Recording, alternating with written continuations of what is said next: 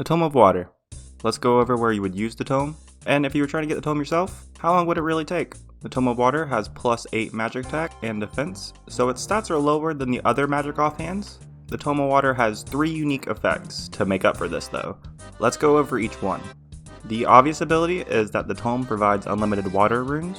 This offers a lot of utility and can be used in several places. Most of my time using the tome is in skilling situations.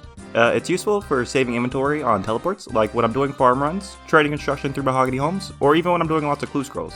For combat, you don't need to use too many water spells, but of course you'll save yourself inventory and runes when using ice spells and ancients, which I think is nice because it lets me fit all my runes in my pouch for ice and blood proj this way.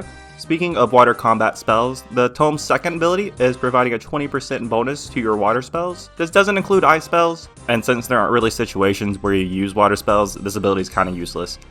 The last, but luckily not the worst ability, is a 20% bonus to your curse spells. This includes the entangle, snares, and binds, as well as the weakening spells. I've never been a fan of stat lowering spells, but it seems like some people are trying vulnerability out on some bosses to lower their defense. I wasn't really having much luck with that myself, but I do like the bonus accuracy for entangle. I'm sure this has its uses in PvP, and maybe even early bossing if you don't quite have ancients. I found my favorite place to use the tome is at Pro. It saves me inventory and allows me to be more accurate for my entangle on the emblings. And on my Iron Man personally, this is the only place I was using the soaked page charges. So the tome isn't free, you do have to charge it with soaked pages. Anytime you're just using the tome for the unlimited water runes perk, you're fine. No charges will be used, but if you're using it to boost your water spell damage, not including the ice spells, it uses charges, and the same goes for any curse spells. It's not incredibly expensive. Current prices, it's going to cost you about 90 GP per charge, but I'm sure this will change. The Tome of Water is still kind of a new item, not very expensive, and it's easy to pick up on a main account at around 700k right now. If you're an Iron Man or just want to get the tome yourself, however, let's go over what to expect. On average, the tome takes 1600 points from Timberos to get. I'm not going to give you a Timberos guide here, but there are several ways you could go about getting points. A common and easier method for Timberos is to chill in the main worlds.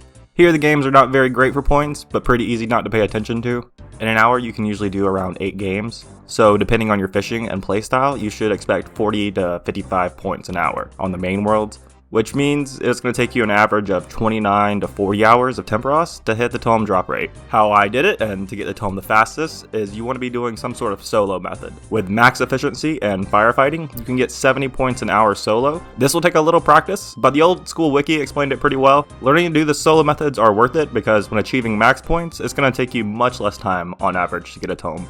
Around 22 to 25 hours instead. I wouldn't make a guide on an item if I'd experienced the struggle myself, so I saved up 1600 points to spend at once, so you can also kind of see the other loot you can expect trying to get it.